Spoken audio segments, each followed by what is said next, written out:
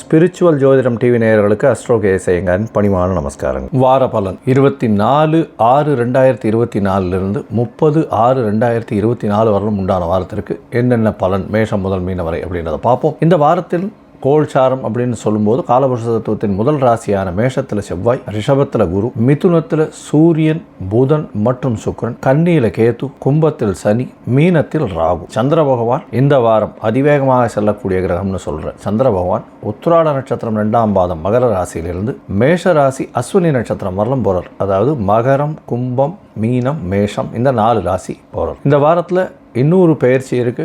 புத பகவான் மிதுனத்திலிருந்து கடகத்திற்கு போறார். அதாவது 26/6/2024 வரணும். அதனால் அன்னைக்கு மிதுனத்திலிருந்து கடகத்துக்கு போறார். இந்த வாரத்தில் இருக்கக்கூடிய விசேஷ நாட்கள் அப்படின்னு பார்த்தோம்னா 25/6/2024 ஸ்ரவண விரதம். ஸ்ரவண விரதம்னு சொல்லக்கூடியது வைணவர்களுக்கு மிகவும் ஏற்றது. ஸ்ரவண விரதம் இருந்து வீட்டில் அதாவது எந்த ஒரு காரியத்தையும் எடுத்து நல்லபடியாக நடக்கணும்னு வேண்டிண்டு ஸ்ரவண விரதம் இருக்கிறது ரொம்ப விசேஷம். இந்த காலகட்டத்தில் இந்த விரதத்தப்போ அந்த சொஜ்ஜி பண்ணி சாப்பிடுவா, ஸ்வீட் பண்ணி சாப்பிடுவா. இந்த 25ஆம் தேதியே சங்கடஹர சதுர்த்தி, அதாவது தேய்பிரையில் வரக்கூடிய சதுர்த்தி. ஏன்னா இப்போ அடுத்து அமாவாசை வந்துடும். தேய்பிரை சதுர்த்தி அப்படின்னும் போது நம்மளுக்கு உண்டான விஷயங்கள், அதாவது தீயது எல்லாமே போகணும் அப்படின்னு வேண்டிக்கணும். நம்ம கிட்ட என்னென்னலாம் பிரச்சனைகள் இருக்கோ அந்த பிரச்சனை போகணும்னு வேண்டிக்கணும். எனக்கு ஏதாவது பண பிரச்சனை இருக்கு, எனக்கு வீட்டில் கஷ்டம் இருக்கு, நோய் இருக்கு, உபாதைகள் இருக்கு, அதை தவிர படிக்கக்கூடிய மாணவர்களுக்கு ஞாபக மறதி அதிகமாக இருக்கு, இதெல்லாம் விநாயகர்கிட்ட போய் வேண்டிண்டு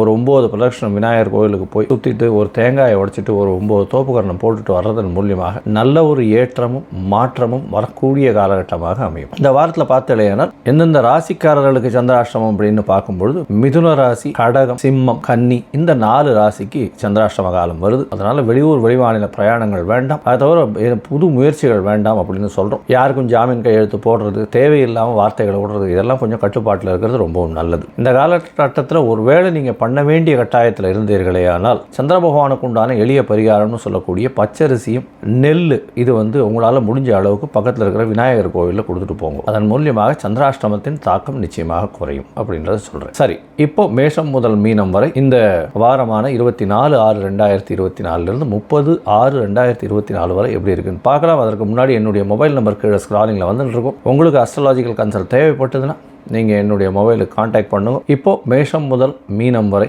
24/6/2024 30/6/2024 வரை உண்டான பலன்கள் என்னன்னு பார்க்கலாம். மகரம், உத்திராடம், திருவோணம், அவிட்டம் இந்த 3 நட்சத்திரம் 9 பாதங்களை கொண்ட ராசி. ராசியின் அதிபதி அப்படின்னு சொல்லக்கூடியவர் சனி பகவான். 7.5 சனி நடக்கிறது. 2ஆம் இடத்துல சனி பகவான் வக்ரகதி அடைஞ்சிருக்கார். சனி வக்கரம் தனியாக ஒரு வீடியோ போட்டிருக்கேன் பாருங்கள். இந்த வாட்டி சனி வக்கரமாக இருந்தாலும் 2ஆம் இடத்துலையே இருக்கார். அதனால் பணம் வர்றதுக்கு பிரச்சனைகள் இருக்குது. அது குடும்பத்தில் சிறு சிறு சலசலப்பு இருக்கக்கூடிய வாய்ப்புகள் உண்டு. கணவன் மனைவியிலேயே ஒரு ஒற்றுமை இருக்கக்கூடிய வாய்ப்புகள் இல்லை, கொஞ்சம் பிரச்சனைகள் இருக்கும். ஈகோ இடிக்கக்கூடிய காலகட்டம். ஏன்னா 2ஆம் இடத்துல ஆட்சி பெற்ற சனி பகவான்றதுனால கொஞ்சம் ஈகோ இருக்கக்கூடிய காலகட்டமாக அமைய போகிறது.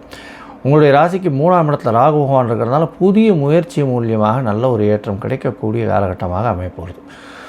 உங்களுடைய ராசிக்கு 4ஆம் இடத்துல செவ்வாய் பகவான் ஆட்சி பெற்று போயிருக்கிறதுனால புதிய வீடு மனை வாங்கக்கூடிய பாக்கியம் உண்டு. தாயின் உடல்நிலையில் நல்ல ஒரு ஏற்றம் இருக்கக்கூடிய காலகட்டமாக இருக்கும். படிக்கக்கூடிய மாணவர்களுக்கு நல்ல ஒரு வெற்றி வாகை சொல்லக்கூடிய காலகட்டமாக அமையப்போகுது. 5ஆம் இடத்தில் இருக்கக்கூடிய குரு பகவான் உங்களுடைய ராசியை பார்க்கறதுனாலே 5ஆம் இடத்துல குரு பகவான் இருக்கிறதுனாலே குழந்தை பிராப்தி ஏற்படக்கூடிய வாய்ப்புகள் நிச்சயமாக இருக்கும். எவ்வளோ நாளாக குழந்தை பிராப்தி இல்லாத தம்பதியினருக்கு குழந்தை பிராப்தி ஏற்படக்கூடிய வாய்ப்புகள் நிச்சயமாக உண்டு. 6ஆம் இடத்தில் சூரிய பகவான் வர்றது பெரிய விசேஷம். அதனால் அரசாங்க உத்தியோகத்தில் இருக்கிறவங்களுக்கு பெரிய ஏற்றம் கிடைக்கும், புதிய வேலை கிடைக்கும், அரசாங்கத்தில் வேலை கிடைக்கக்கூடிய பாக்கியம் உண்டு.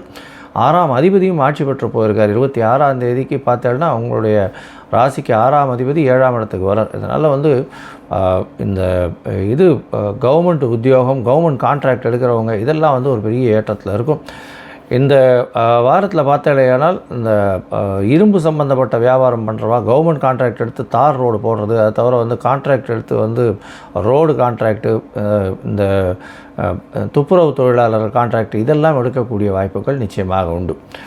இந்த வாரத்தில் உங்களுடைய ராசிக்கு சந்திர பகவான் சமசப்தமாதிபதினு சொல்கிறவா உங்களுடைய ராசியிலேயே இந்த வாரத்தை ஆரம்பிக்கிற 24/6/2024 30/6/2024 வரலும் உண்டான நாட்களில் 26ஆம் தேதி காலை ஒரு 4:30 மணி வரலும் இருக்கக்கூடிய சந்திர பகவான் உடல் நலத்தில் நல்ல ஒரு ஏற்றம் கொடுப்பார்.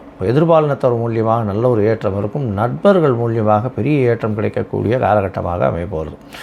உங்களுடைய ராசிக்கு பார்த்தோம்னா 2ஆம் இடத்துல சந்திர பகவான் போலார் சனியோடு சேர்ந்து புனர்புயோகம் அமையிறது.